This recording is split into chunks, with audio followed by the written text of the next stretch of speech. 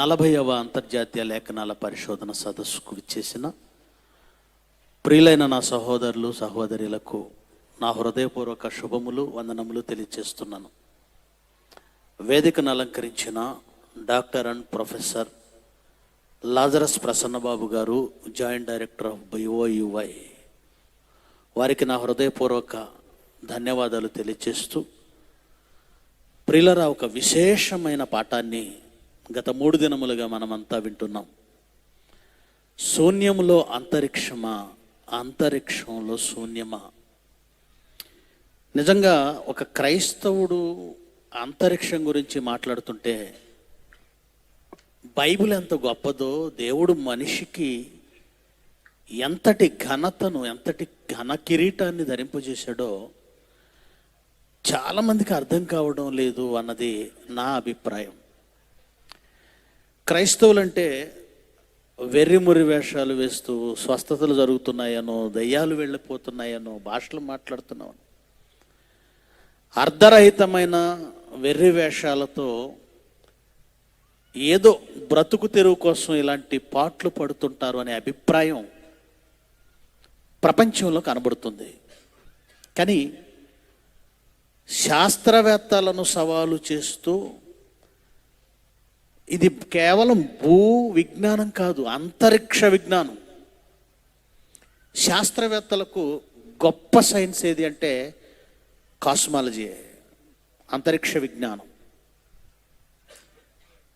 అంతరిక్ష విజ్ఞానం మాట్లాడే శాస్త్రవేత్తలన్నా, పరిశోధకులన్నా గొప్ప వాల్యూ ఉంది. ఎందుకంటే అంతరిక్షం అందని విషయాలు చెప్పేవారు గొప్ప శాస్త్రవేత్తలు. ఆ లెక్కలోనికే వస్తాడు స్టీఫెన్ విలియం హాకిన్స్. కానీ వారు చెప్పిన సంగతులను ఎడమకాలితో తొక్కేస్తూ, వాళ్ళు చెప్పేవి అబద్ధాలు అని నిరూపిస్తూ జయశాలి గారి జైత్రయాత్ర 40-50 ఏళ్లుగా కొనసాగుతుందంటే ఆ దేవాతి దేవుడు మన వెనుకున్నారు, జయశాలి గారు వెనుకున్నారు. అందును బట్టి నేను దేవాతి దేవుణ్ణి స్తుతిస్తున్నాను. అంతరిక్షం గురించి శాస్త్రవేత్తలు చెప్పేది తప్ప అంటే అంతరిక్షం వరకు అవసరం లేదు. తమ కాలి కింద ఉన్న భూమి గురించే, భూమిలోని పదార్థాల గురించే, ఆ భూమి నుండి ఉద్భవించిన జీవరాశుల గురించి శాస్త్రవేత్తలు తప్పులు తడకగా ఎన్నో సిద్ధాంతాలను తీసుకొచ్చారు. ఈ మధ్యకాలంలో కొన్ని విషయాలు మనసును బాధ కలిగిస్తున్నాయి. కొన్ని విషయాలు క్రైస్తవ్యాన్ని పలచన చేసేలాగా సోషల్ మీడియాలో విస్తారంగా ప్రబలుతున్నాయి. మరి అది ఎందుకు చేస్తున్నారో తెలియదు. వ్యూవర్స్ కోసమా, సంపాదన కోసమా, లేదంటే ధర్మాన్ని కాపాడుకోవాలన్న తపనో తెలియదు. కానీ కొంతమంది సేవకుల్ని ఒక ఆయన కూర్చోబెడుతున్నాడు ఛానల్లో, తన ఛానల్లో ఇంటర్వ్యూస్ తీసుకుంటున్నాడు. మరి వాళ్లకు అవకాశాలు ఇస్తున్న వాళ్ళు కూడా ఎలాంటి వాళ్ళకి ఇస్తున్నారు అంటే, బొత్తిగా బైబిల్ తెలియని వాళ్ళకి, బైబిల్పై పట్టు లేని వాళ్ళకి, బైబిల్తో పాటు శాస్త్ర విజ్ఞానం కొంతైనా పరిచయం ఉండాలి బోధకుడైన వాడికి. ఎందుకనంటే ఏ విషయంలో బైబిల్ ఏది చెప్పిందో, ఏ విషయంలో శాస్త్రం తప్పు చేసిందో, ఏ విషయంలో శాస్త్రంలో లోపాలు ఉన్నాయో కనీసం అవగాహన లేనివాడు వెళ్ళిపోయి ఆ ఛానల్లో కూర్చుంటే అన్ని తప్పులే చెప్తారు. క్రీస్తుకు అవమానం. ఈ మధ్యకాలంలో ఎక్కువగా వినబడుతున్న వాదం ఏమిటి అంటే, బైబిలు చెప్పిన ప్రకారం ఏదో మనిషి పుట్టి 6000 సంవత్సరాలు అంటున్నారు. కానీ శాస్త్ర ప్రకారం, శాస్త్రవేత్తల పరిశోధనల ప్రకారం జీవరాశి పుట్టి, భూమి పుట్టి, మనిషి పుట్టి కొన్ని లక్షల ఏళ్ళు అయ్యింది కదా, మీ బైబిల్ తప్పు అని మాట్లాడుతుంటే, మా విశ్వాసం అండి, మా బైబిల్లో ఉందండి, మేము నమ్ముతామండి. నీ విశ్వాసం రైటే, బైబిల్లో ఉన్నది రైటే, బైబిల్లో ఉన్నది అంటే రైటే, నువ్వు ఒప్పుకుంటావు, కరెక్టే. కానీ నువ్వు చేయవలసిన ఫైట్ అది కాదు. అక్కడ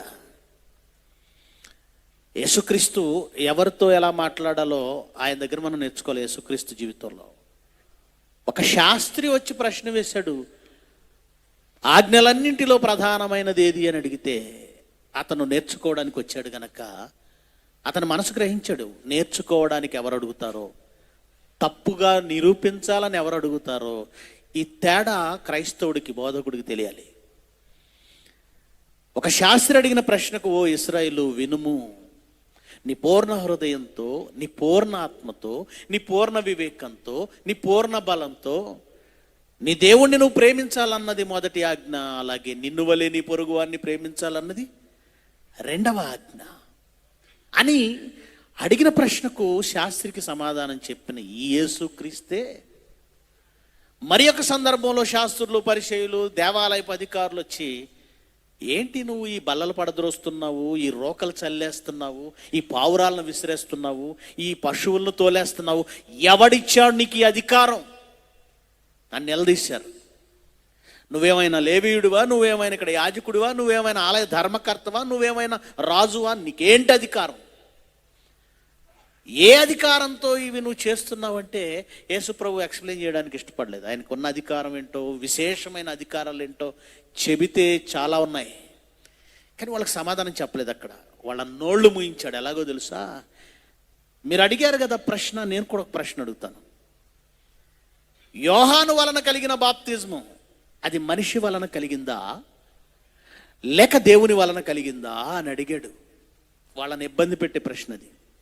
ఎందుకంటే అది దేవుని వలన కలిగింది అని వాళ్ళు ఒప్పుకున్నారు అనుకోండి, యోహాను ఇచ్చిన బాప్తిజము. యేసుప్రభు అది అడిగాడు, యోహాను ఇచ్చాడే బాప్తిజము, అది దేవుని వలన జరిగిందా, దేవుని ఆజ్ఞను బట్టి యోహాను ఇచ్చాడంటారా, లేక మనిషిగా యోహానే ఆలోచించుకొని మనిషిగా ఆయన సొంత నిర్ణయం తీసుకున్నాడంటారా? మీరేమనుకుంటున్నారు చెప్పండి అని యేసుక్రీస్తు అనగానే వాళ్ళకేం మాట్లాడాలో అర్థం కాలేదు, సైలెంట్ అయిపోయారు. ఎందుకు వాళ్ళు అలా మాట్లాడలేకపోయారు అంటే కానీ కారణం ఉంది. దేవుని వలన కలిగింది అని అన్నారు అనుకోండి, మరి అలాంటప్పుడు మీరు యోహానుని ఎందుకు నమ్మలేదు అని ఈయన అడుగుతాడు. ఎందుకంటే వీళ్ళు యోహాను చంపేనంత వరకు యోహాను మీద కూడా పగబట్టిన వాళ్ళే వీళ్ళు. యోహాను నమ్మలేదు. ఇది దేవుని వలన కలిగిందని చెబితే నువ్వు యోహాను ఎందుకు నమ్మలేదు మీరు అని ఈయన అడుగుతాడు. లేదు మనుషుల వలన కలిగింది అని చెప్పారనుకోండి, ప్రజలందరిలో యోహాన్ అంటే ఒక మంచి ప్రవక్త అని అభిప్రాయం ఉంది, వాళ్ళు రాళ్ళు తీసుకు కొడతారు. నీకు అర్థమైందా? యోహాను ఇచ్చిన బాప్తిజం మనుషుల వలన చెబితే జనాలు కొడతారు, దేవుని వలన కలిగినదని చెబితే మరి ఆయన ఎందుకు నమ్మలేదని ఈయన అడుగుతాడు. అప్పుడు వాళ్ళు మాకు తెలియదు అన్నారు. అంటే ఎవడికి సమాధానం చెప్పాలో, ఎవడి నోరు మూయించాలో తెలుసుకోవలసిన అవసరత ప్రతి క్రైస్తవ బోధకుడికి ఉంది. ఆ కూర్చున్నవాడు కానీ, నిన్ను కూర్చోబెట్టేవాడు కానీ, నువ్వు నిజం చెబితే అంగీకరించి బాప్తిజం తీసుకుందామనే మైండ్ ఉన్నవాడు కాదు. నిన్ను ఒక వెర్రి వెంగళప్పగా నిరూపించడానికే వాడు ప్రయత్నం చేస్తుంటాడు. తాను ఒక మేధావినని ప్రపంచానికి చెప్పుకోవడానికి ప్రయత్నం చేస్తుంటాడు. ఎందుకు వాడు చెప్తున్నాడు లక్షల ఏళ్ళు మనిషి పుట్టి లక్షల ఏళ్ళు, జీవరాశి పుట్టి లక్షల ఏళ్ళు? వీళ్ళు అలా మాట్లాడడానికి వాళ్ళకు ఒక దిక్కుమాలిన సిద్ధాంతం ఉంది, అదే కార్బన్ డేటింగ్. యావత్ ప్రపంచం కార్బన్ డేటింగ్ రైట్ అని ఫాలో అయిపోతున్నారు. వాస్తవం చెప్పాలంటే, నిజం చెప్పాలంటే ఈ కార్బన్ డేటింగ్ గురించి పాఠాలు చెప్పే టీచర్లకు దీని గురించి పూర్తిగా తెలియదండి. ఎందుకంటే నెల వచ్చేసరికి ఓ 50,000 60,000 జీతం వస్తుంది, తీసుకొని వెళ్ళిపోవచ్చు అనే తప్ప వాళ్ళు చెబుతున్న పుస్తకాల్లో నిజమో కాదు తెలుసుకునేంత జ్ఞానులు కాదు టీచర్స్. మరి ఇది నిజమా కాదో తెలియాలంటే శాస్త్రవేత్తలకు సమజోడి అయిన శాస్త్రవేత్తలు, మరో శాస్త్రవేత్తలే చెప్పాలి. కానీ వాళ్ళు దొంగలు, చెప్పరు, దాచేసుకుంటారు. ఒకవేళ ఎవడైనా యథార్థవంతుడైన శాస్త్రవేత్త ఉండి ఇతను చెప్పిన సిద్ధాంతం తప్పంటే అతన్ని నోరు నొక్కేస్తారు, అతన్ని బయటికి రానియరు.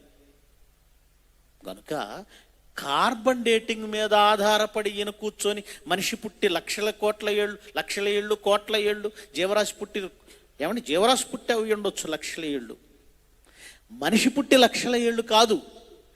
ఎందుకు ఇలా చెబుతున్నాడంటే భూమి పొరలట, ఆ భూమి పొరల్లో దొరికే ఆధారాలట, వాటి వయసు లెక్కగట్టడం అట. ఎలా లెక్క కడతావయ్యా నువ్వంటే కార్బన్ డేటింగ్ అంటున్నాడు.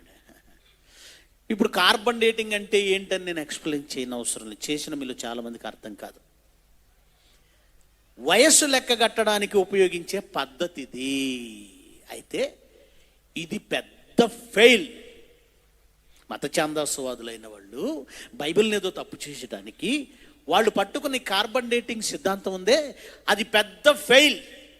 మీకు ఎందుకు చెప్తున్నానంటే, రేపటి నుంచి కార్బన్ డేటింగ్ను పట్టుకొని బైబిల్ను తప్పంటున్న ప్రతి మూర్ఖుడి నోరు మూయాలి మీరు. Bible open universities India international అంటే తప్పుడు బోధలకి, తప్పుడు సిద్ధాంతాలకి గొడ్డలి పెట్టు. అర్థమైందా? కార్బన్ డేటింగ్ తప్ప. ఎలా తప్పో చెప్తాను, ఒక ఎగ్జాంపుల్ చెప్తాను, చాలా ఎక్కువ చెప్పనవసరం లేదు. ఏమండి, కీత్ మరియు జి అండర్సన్ అనేటువంటి ఇద్దరు పరిశోధకులు, మళ్ళా చెప్తాను, కీత్ అండ్ జి అండర్సన్ అనే ఇద్దరు శాస్త్రవేత్తలండి, బ్రతికి ఉన్న మొలస్కా జీవి అంటే నత్తలాంటి జీవి, దాని శంఖ అన్నట్ట కార్బన్ డేటింగ్ చేశారట. మీకు తెలుసుగా, నత్తలు వర్షాకాలంలో కనబడతాయి చిన్నవి, అలాంటి వాటిలో కొన్ని చాలా రకాలు ఉన్నాయి. దాని యొక్క పై షెల్ అంటారు, కర్పరం అంటారు, దాని శంకు అంటారు. దానిని కార్బన్ డేటింగ్ చేస్తేనట దాని వయసు అట, అంటే ఆ నత్త వయసు 23,000 సంవత్సరాలు వచ్చిందట. ఎన్ని సంవత్సరాలు? 23,000. నత్త బ్రతికేది ఎంత అండి? మహా అయితే 6 నెలలు, లేదంటే సంవత్సరం, లేదంటే 2 సంవత్సరాలు. దాన్ని కార్బన్ డేటింగ్ చేస్తే 23,000 సంవత్సరాలు వచ్చింది. ఇప్పుడు చెప్పండి, కార్బన్ డేటింగ్ రైటా? బ్రతికున్న జీవికి 23,000 సంవత్సరాల క్రితం అని చూపించింది. ఇంకో విచిత్రం చెప్పమంటారా? ఇంకో విచిత్రం, హెరాల్డ్ ఈ యాంటోనీ అనేటువంటి ఆయన ఒక మేమాంతు జీవి, దాని కాలి భాగాన్ని రేడియో కార్బన్ డేటింగ్ చేస్తే 15,300 సంవత్సరాల క్రితంది అని వచ్చిందట. దాని కాలి భాగం, దాని చర్మపు భాగాన్ని తీసి, సేమ్ జీవిది, కాలి భాగాన్ని తీసి కార్బన్ డేటింగ్ చేస్తేనేమో 15,300 వచ్చిందట. దాని చర్మాన్ని తీసి కార్బన్ డేటింగ్ చేస్తేనట 21,300 RCY చూపించిందట. ఏంటి, ఒక జీవిదే. ఇంకెలా చెప్పుకుంటూ పోతే చాలా ఉన్నాయి. ఏమంటే ఏమంటారు, అగ్నిపర్వతం పేలిందట. అగ్నిపర్వతం పేలినప్పుడు దాని రాళ్లను తీసి కార్బన్ డేటింగ్ చేస్తే, ఆ రోజు పేలింది అది. రాళ్లను తీసేట కార్బన్ డేటింగ్ చేస్తే 21,000 27,000 చూపించిందట అది. అగ్నిపర్వతం పేలి. ప్రియులరా, ఎందుకు ఈ మాట చెప్పానంటే, తుప్పు పట్టిన సిద్ధాంతాలు, పనికిమాలిన శాస్త్రాన్ని అడ్డుపెట్టుకొని చరిత్రను, శాస్త్రాన్ని అనుకూలంగా వ్రాసేసుకున్న ప్రపంచం ఇది. తప్పుడు తడకలు అవన్నీ. డార్విన్ సిద్ధాంతం నుంచి కార్బన్ డేటింగ్ వరకు ప్రతి సిద్ధాంతం తప్పు. మీకు ఆయుధం ఇవ్వడానికి ఉంది ఈ పుస్తకం ఒకటి, ఏది నిజమైన దైవ గ్రంథం అనే ఒక పుస్తకం నేను రాశానండి. చాలా అద్భుతమైనటువంటి సమాచారం అందులో ఉంది. మీకు స్టాల్లో దొరుకుతుంది, తీసుకోండి.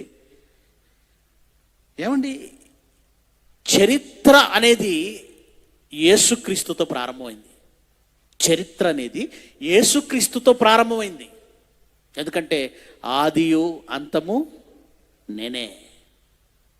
చరిత్ర అంటే ఈ విశ్వం పుట్టుక, దానికి ఆద్యుడు ఎవరు, ప్రారంభకుడు ఎవరు? అల్ఫయు ఓమెగయు నేనే. ఆయనే ప్రారంభకుడు, ఆయనే ముగించువాడు. ఆయన లేకుండా చరిత్ర ఏంటండి? ఆయన లేనిది చరిత్ర ఎలా అవుతుందండి? ఈ మధ్యకాలంలో ప్రతివాడు కూడా అండి, యేసుక్రీస్తు చరిత్రలో ఉన్నాడా, చరిత్ర పురుషుడా, ఇలా మాట్లాడుతున్నారు. యేసుక్రీస్తు చరిత్ర పురుషుడా, చరిత్రలో ఉన్నాడా, ఎవరైనా చెప్పారా? ఇదేదో పెద్ద సమాచారం మాకు దొరికింది అన్నట్లుగా దీన్ని ఎంత ట్రోల్ చేసేసుకుంటున్నారంటే, ఇది నిజం అనుకుని మత ఛాందసవాదులు బైబిల్ ఒక తప్పులు తడక, బైబిల్లో ఉన్నవన్నీ తప్పులు, అసలు యేసు అనేవాడే లేడు, పుట్టలేదు. ఒక ఆయన ఉన్నాడులేండి, అతని పేరట ముదిగొండ శివప్రసాద్. ముసలాయన 80 ఏళ్ళు పైన ఉంటాయి. ఈయనేదో చరిత్రను పరిశోధించినట్లుగా, ఏమండి,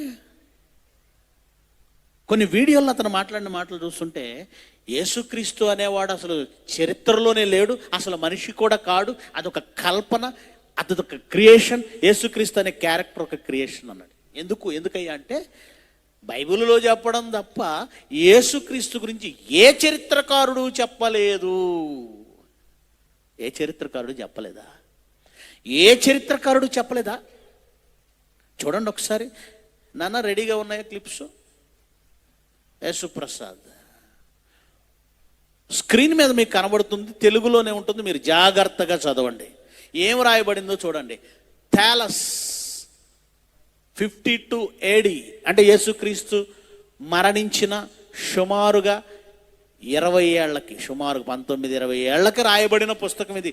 థాలస్ బహుశా జీసస్ గురించి ప్రస్తావించిన తొలి లౌకిక రచయిత, మరియు అతను చాలా పురాతనమైనవి రచనలు.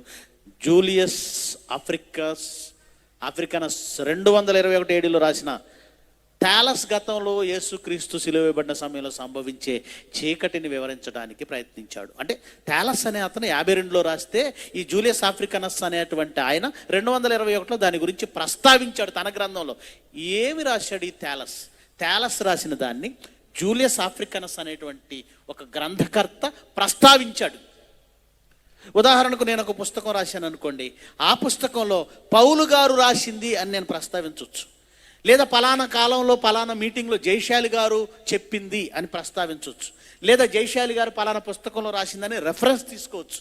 అలాగా ఈ జూలియస్ ఆఫ్రికనస్ అనేటువంటి ఆయన థాలస్ అనేటువంటి చరిత్రకారుడు రాసిన దాన్ని రెఫరెన్స్గా తీసుకొని రాశాడు. అంటే ఈ థాలస్ అనేటువంటి ఆయన 52లో ఏమి రాశాడు అంటే, ప్రపంచమంతటా భయంకరమైన చీకటి అలుముకుంది, మరియు భూకంపం కారణంగా రాళ్ళు కూడా పగిలిపోయాయి, మరియు జొడా అంటే యోధా ఇతర జిల్లాల్లో అనేక ప్రదేశాలు నేలకూలాయి. ఈ చీకటిని థాలస్ తన చరిత్రలోని 3వ పుస్తకంలో కారణం లేకుండా నాకు కనిపించిన విధంగా సూర్యగ్రహణం అని పిలుస్తాడట. అంటే కారణం లేకుండా సడన్గా సూర్యగ్రహణం వచ్చింది అంటే ఇతను చరిత్రకారుడు కదండి, బైబిల్ గురించి తెలియదు, ప్రవక్తల గ్రంథాలు తెలియదు, యేసుక్రీస్తు మీద విశ్వాసం ఏముండదు.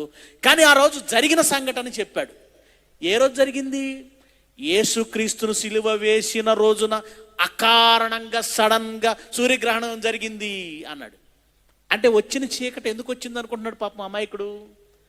సూర్యగ్రహణం వల్ల వచ్చింది అనుకుంటున్నాడు. ఆ రోజు భూకంపం జరిగింది అంటున్నాడు, రాళ్ళు పగిలిపోయాయి అంటున్నాడు, ఏమంటే అనేక ప్రదేశాలు నేలకూలాయి అంటున్నాడు. ఇదంతా దేని గురించి చెప్పబడిందో మనకు తెలుసు. దేని గురించి చెప్పబడింది?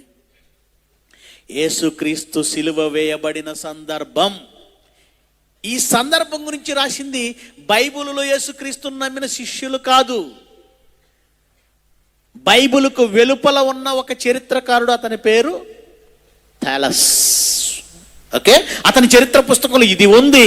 జూలియస్ ఆఫ్రికనస్ క్రోనోగ్రఫీలో 18వ అధ్యాయం 1వ వచనంలో ఈ విషయాన్ని రాశాడు అతను.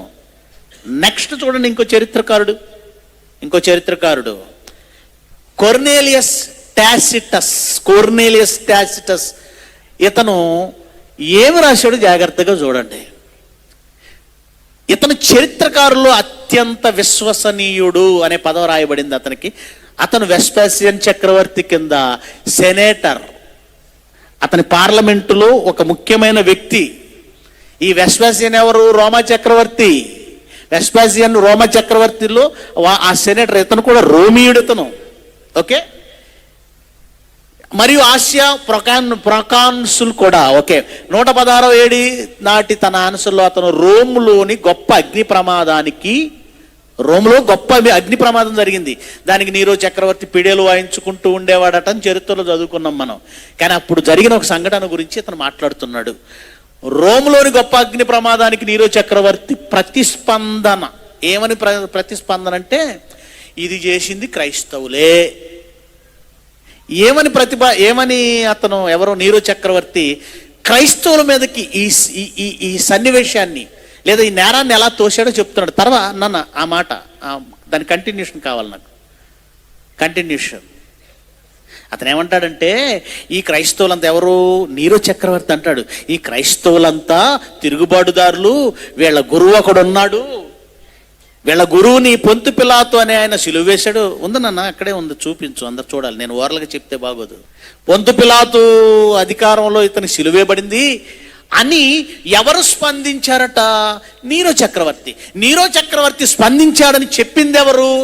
అతని లేదా వెస్పాసియన్ సెనేట్లో ఉన్నటువంటి ఒక సెనేటర్, ఒక సెనేటర్, అతనే కొర్నేలియస్ టాసిటస్. చరిత్రకారుల గురించి చెప్తున్నాను, కొర్నేలియస్ టాసిటస్. నెక్స్ట్ చూడనా, నెక్స్ట్ ఏమండి, ప్లగాన్. క్రీస్తు శకం మొదటి శతాబ్దంలో 80 నుంచి 140 AD. ఓకే, థాలస్ మాదిరిగానే జూలియన్ ఆఫ్రికనస్ 140 ADలో చరిత్రను రాసిన ఈ ప్లగాన్ చరిత్రకారుడు గురించి కూడా ఈ జూలియస్ ఆఫ్రికనస్ అనేటువంటి వ్యక్తి ప్లగాన్ రాసిన దాన్ని కూడా రెఫరెన్స్గా చూపించాడు. ఇతనేం రాశాడు, ఇతను కూడా యేసుక్రీస్తు శిలువ చుట్టూ గురించి ఉన్నదే చెప్పాడు. తిబెరియస్ సీజర్ కాలంలో, కరెక్ట్గా చూడండి, తిబెరియస్ సీజర్ కాలంలో పౌర్ణమి సమయంలో 6వ గంట నుండి 9 గంటల వరకు, 9వ గంట 6వ గంట నుండి 9వ గంట వరకు సూర్యుని యొక్క పూర్తి గ్రహణం ఉందని ప్లగాన్ నమోదు చేశాడు. నెక్స్ట్ చరిత్రకారుడు చూపించిన ఆయన సెల్సస్. చూడండి, ఇతను ప్రతికూలమైన క్రైస్తవేతర చరిత్రలో ఉన్నాడు. ఓకే, కంటెంట్ అతను ఏం చేశాడంటే, పైకి కంటెంట్ ఇదిగోండి. యేసు యోదయలో ఒక గ్రామం నుంచి వచ్చాడు. అతడు పేద యూదుల కుమారుడు. ఆమె తన సొంత చేతులతో జీవనోపాధి పొందింది. వ్యాపారంలో వడ్రంగి అయిన ఆమె భర్త వ్యభిచారం చేసినందుకు. ఇది వ్యతిరేకంగా రాసింది. కానీ ఇక్కడ వ్యతిరేకంగా రాసినదైనా యేసుక్రీస్తు గురించి ప్రస్తావించాడు. ఇది ఆయన గురించి వ్యతిరేకంగా రాసిందే. వ్యతిరేకంగా రాసిన, అనుకూలంగా రాసిన ఒక వ్యక్తి ఉంటేనే కదండి. జయశాలి గారు ఉన్నారు, ఆయన గురించి అనుకూలంగా మనం రాస్తాం, ఎందుకంటే ఆయన దగ్గరగా చూసాం కనుక ఏది నిజం మనకు తెలుసు. వ్యతిరేకంగా రాసేవాళ్ళు ఉన్నారు, ఎందుకంటే వాళ్ళు వ్యతిరేకిస్తారు, వాళ్ళకి కోపం కనుక ఏదో విషయంలో.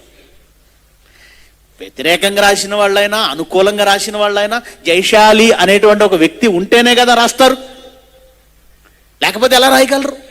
అంటే ఈ మూర్ఖులైన మత ఛాందసవాదులు మాట్లాడుతున్నట్లు యేసుక్రీస్తు గురించి చరిత్రకారులు ఎవరూ ప్రస్తావించలేదు అన్న ఈ మాట పచ్చి బోటకం.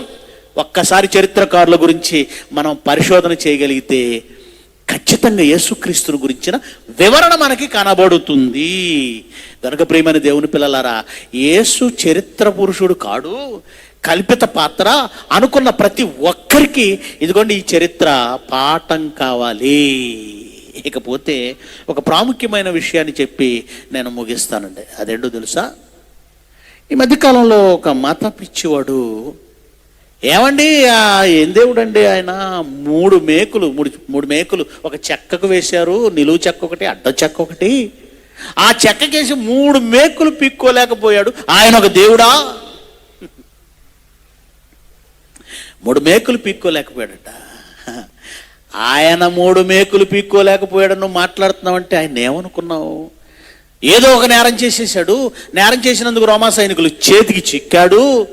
దిక్కుతోచక దిక్కులేని పరిస్థితులలో ఏమండి అతన్ని కాపాడేవాళ్ళు లేక, లేదా అతను విడిపించుకోలేక దిక్కులేని పరిస్థితుల్లో కుక్క చావు చచ్చాడు అని అనుకుంటున్నారు. అసలు యేసుక్రీస్తు ఆయన మరణం ఎలా జరిగిందో 1-2 మాటలు చూపించి నేను ముగింపు చేయడానికి ప్రయత్నిస్తాను. యోహాను సువార్త 10వ అధ్యాయం ఒకసారి చూడండి. యోహాను సువార్త 10వ అధ్యాయము 17-18 వచనం చదువుతాం. 18. ఏదో యేసుక్రీస్తును రోమా సైనికులు మట్టు పెట్టారు, మాటు వేసి ఎవరినో ఒక బిన్ లాడెన్ని మాటు వేసి మట్టు పెట్టినట్టుగా యేసుక్రీస్తును మాటు వేసి పట్టుకున్నారు. ఆయన పారిపోతుంటే అబ్స్కాండ్ అయిపోతే పట్టుకున్నారు అనుకుంటున్నారేమో. యేసుక్రీస్తు ఏమంటున్నాడు చూడండి, ఎవ్వడును నా ప్రాణం తీసుకోలేడు, ఎవడి వల్ల కాదు. ఎవడును నా ప్రాణం తీసుకొనడు. తండ్రి అయిన దేవుడిచ్చిన సూపర్ ఎక్స్ట్రా వరం యేసు ప్రభువుకి. అదేంటంటే ఎవ్వడును నా ప్రాణం తీసుకోడు, నా అంతట నేనే దానిని పెట్టుచున్నాను, దానిని పెట్టుటకు నాకు అధికారం కలదు, దాన్ని తిరిగి తీసుకొనుటకు నాకు అధికారం కలదు. అంటే ఎలాంటి సూపర్ పవర్ ఇచ్చాడంటే, నాయన పూర్తిగా ఆ ఘనత నీదే అవ్వాలి. ఏదో నేను ఫోర్స్ చేస్తే ఈ మానవాళి కోసం నువ్వు మరణించినట్లుగా పేరు రాకూడదు. నువ్వు హృదయపూర్వకంగా, స్వచ్ఛందంగా, స్వతంత్రంగా నీ నిర్ణయం ప్రకారమే ఇది జరగాలి. అందుకే ప్రాణం పెట్టాలనుకున్నా నీ ఇష్టమే, వద్దనుకున్నా నీ ఇష్టమే, అధికారం నీదే. అంత పవర్ ఇచ్చాడు. అప్పుడు యేసు ప్రభు అంటున్నాడు, అందుకే ఎవ్వడు నా ప్రాణము తీసుకోలేడు అన్నట్టుగానే. ఏమంటే చాలాసార్లు ఆయన్ని పట్టుకోవాలి, చంపేయాలని వందల మంది చుట్టుముట్టారు, కానీ ఎవడేం చేయలేకపోతున్నాడు. ఒకసారట తలక్రిందులుగా పడద్రోసి చంపేద్దామని కొండపేటు వరకు తీసుకెళ్లారట. యోహాను సువార్త 4 లోక సువార్తలో 4లోనే, యోహాన్లోనే ఉంటుంది. కొండపేటు వరకు తీసుకెళ్లారట. కానీ ఎందుకో ఆయన వాళ్ళ మధ్య నుండి వెళ్ళిపోయాడట. నాకు తెలియక అడుగుతానండి, ఇంతమంది ఉన్నారు, మీ మధ్య నుంచి నేను ఎటు పరిగెత్తగలను, ఎటు వెళ్ళగలను? నేను మీ మధ్య నుంచి తప్పించుకోవాలనుకున్నాను. ఇంతమంది నా చుట్టూ ఉంటే నేను ఎలా వెళ్ళగలను? కానీ యేసు ప్రభు గురించి ఏం రాస్తుంటే, ఆయన వారి మధ్య నుండి దాటిపోయాను. ఏ బాబు, ఎట్లా దాటాడు? ఆయన వద్దనుకుంటే వచ్చిన 100 మంది కూడా ఆయన ఎడిపోతున్నాడో తెలియకుండా నిశ్చేష్లే నుంచోవలసిందే, తప్పదు. తెలుసా? అదే పవర్. ఆయన వద్దనుకున్నాడు. ఆయన వద్దనుకుంటే ఎవడ ఆయన టచ్ చేయలేడు. మరి ఆయన్ని పట్టుకున్నారంటే ఏం జరిగింది? ఆయన పారిపోతుంటే వెంటాడి పట్టుకున్నారా? ఒకసారి చూడండి యోహాను సువార్త ఏమండి 18వ అధ్యాయము 4 మొదటి నుంచి చూద్దాం. యేసు ఈ మాటలు చెప్పి తన శిష్యులతో కూడా కెద్రోను వాగు దాటిపోయాను. అక్కడ ఒక తోట ఉండెను, దానిలోనికి ఆయన తన శిష్యులతో కూడా వెళ్ళాను. యేసు తన శిష్యులతో పలుమార్లు అక్కడికి వెళుచుండేవాడు గనక ఆయన అప్పగించు యోధా కా స్థలము. ఏమండి, పారిపోవాలనుకున్నవాడు తెలిసిన స్థలానికి వెళ్ళాడు కదా, తెలిసిన స్థలానికి వెళ్ళాడు. తర్వాత ఏం జరిగిందో చూడండి, 4వ వచనం. యేసు తనకు సంభవింపబోవునవన్నీ ఎరిగిన వాడే వారి యొద్దకు వెళ్ళి, మీరు ఎవరిని వెతుకుతున్నారని. ఏంటి, ఇస్కరియోతు యోధ సైనికులు తీసుకొచ్చాడు, అతను వచ్చేసాడు, ఎదురుగా వెళ్ళాడు, స్ట్రైట్గా వెళ్ళి అడుగుతున్నాడు, మీరు ఎవరిని వెతుకుతున్నారు? ఎవరిని? నజరేయుడైన యేసు. నేనే. స్ట్రైట్గా వెళ్ళి నేనే అన్నాడు. ప్రియులారా, స్వయంగా ఆయనే వెళ్ళి నేనే యేసునని వాళ్లకు సరెండర్ అవుతున్నాడు. ఇందులో రోమా సైనికులు వెంటాడి చేజింగ్ చేసి దాక్కున్న వాడిని లాక్కొచ్చి మట్టు పెట్టింది ఏమి లేదే. నువ్వు మాట్లాడుతున్నది ఏంటి? 3 మేకులు పీక్కోలేకపోయాడంటే అంటే ఆయన చావును తప్పించుకోలేకపోయాడు అనుకుంటున్నావు కదా. ఆయన చావును తప్పించుకోలేకపోవడం కాదు, ఆయనే కోరుండి చావులోనికి వెళ్ళాడు. ఎందుకు వెళ్ళాడు? కొలసి పత్రిక. ఆయన ఎందుకు వెళ్ళాడు చూడండి. కొలసి పత్రిక 2వ అధ్యాయము, కొలసి పత్రిక 2వ అధ్యాయము 15వ వచనం, 13 నుంచి 15. మరియు అపరాధముల వలనను, అపరాధాలు మన పాపాలు, ఈ లోకములు ప్రతి మనిషి పాపం, అపరాధాల వలన, పాపాల వలన యూదులైతే శరీరమందు సున్నతి పొందకయుండుట వలన, వాళ్ళు సున్నతి పొందారు, మనమైతే సున్నతి పొందలేదు. శరీరమందు మనమంతా మృతులమై ఉండగా దేవుడు వ్రాతరూపకమైన ఆజ్ఞల వలన మన మీద రుణముగా. ధర్మశాస్త్రం అంటే ఇశ్రాయేలీలకు అదొక రుణం, అదొక శాపం. అది వాళ్ళకి శాపమైంది ఆ రోజు. ధర్మశాస్త్రం శాపం కాదు, ధర్మశాస్త్రం పాటించకపోవటం వలన వాళ్ళకి శాపం. అదొక భారం అయిపోయింది. దానిని బట్టి ప్రపంచముగా మనమంతా కూడా, మిగిలిన వాళ్ళు కూడా, అన్ని జనులు కూడా అపరాధులు, నేరస్తులు. ఇప్పుడు యేసుక్రీస్తు ఏం చేశాడట? వ్రాతరూపకమైన ఆజ్ఞల వలన మన మీద రుణంగా, మనకు విరోధంగా ఉండిన పత్రమును 3 మేకులు పీక్కోలేకపోయాడు అంటున్నవాడు వినాలి. ఆయన మేకులు పీకితే మన మీద ఉన్న శాపం అనే పత్రం, మనకు జడ్జిమెంట్ ఇచ్చే పత్రం, మనకు ఉరి పెట్టమని ఇచ్చినటువంటి జడ్జిమెంట్, అది అలాగే ఉండేది. ఆయన ఏం చేశాడట?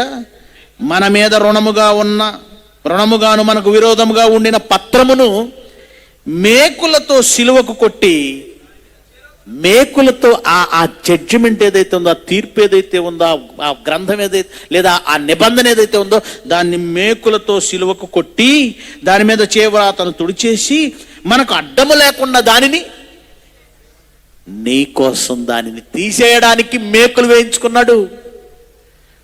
ఇంటర్మీడియట్ కానీ డిగ్రీ కానీ చదివిన వాళ్ళు, అందులోనూ సైన్స్ స్టూడెంట్స్ అయిన వాళ్ళకి ఒక విషయం జ్ఞాపకం చేస్తాం.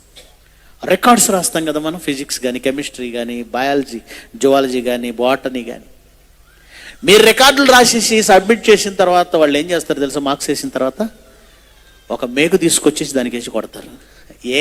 మీరు చాలా తెలివిగలవాళ్ళు కదా, బ్లేడ్తో చక్కగా సైన్లన్నీ తుడిచేసి నెక్స్ట్ వాడికి ఒక 1000 రూపాయలకు అమ్ముకుంటారు. నెక్స్ట్ ఇయర్ వాడికి రికార్డులు వేసే బాధ లేదు. ఇవన్నీ మీకు ఎలా తెలుసు అంటారా? అనుభవం.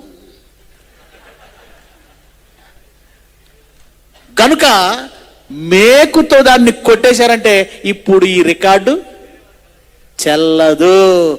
అందుకే యేసుక్రీస్తు కూడా దేవుడు పెట్టిన ఒక రికార్డు ఉంది, అదే ఒక జడ్జిమెంట్ ఉంది, అదే ఒక రుణపత్రం ఉంది. అది అలాగే ఉంచితే మనుషుల మీద అందరికీ చెల్లిద్ది. అది యేసుక్రీస్తు తన శరీరమందు సిలువ మేకులు వేయించుకోవటం వలన దేనికి మేకులు వేసేసాడు?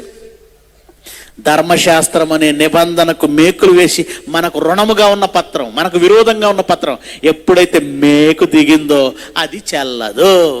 చినిగిన నోటి చెల్లదు అన్నది మనకు తెలుసు. ప్రామిసరీ నోటు చినిగితే అస్సలు చెల్లదు. ప్రామిసరీ నోట్ అంటే నిబంధన నోట్. అది ఈ నిబంధన చెల్లకూడదంటే దానికి మేకు కొట్టేయాలి. నువ్వేమంటున్నావు? 3 మేకులు పీక్కోలేకపోయాడు అంటున్నావు. మేకులు పీక్కోలేక కాదు నాయనా, ఆ మేకు కొట్టకపోతే నీ మీద ఉన్నటువంటి రుణపత్రం లేదా విరోధంగా ఉన్న పత్రం నిన్ను పాతాళానికి, నిత్యనాశనానికి నడిపిస్తుంది. రోమపత్రిక అపోస్తులైన గలతీ పత్రిక 3వ అధ్యాయం, గలతీ పత్రిక 3వ అధ్యాయము 14 2వ మాట చదువుతున్నాం చూడండి. గలతీ పత్రిక 14వ అధ్యాయం 3వ అధ్యాయం 14వ వచనం. అబ్రహాము పొందిన ఆశీర్వచనము యేసుక్రీస్తు ద్వారా, ఆ నోట్ చేసుకోండి, అది ఆ మాట నోట్ చేసుకోండి.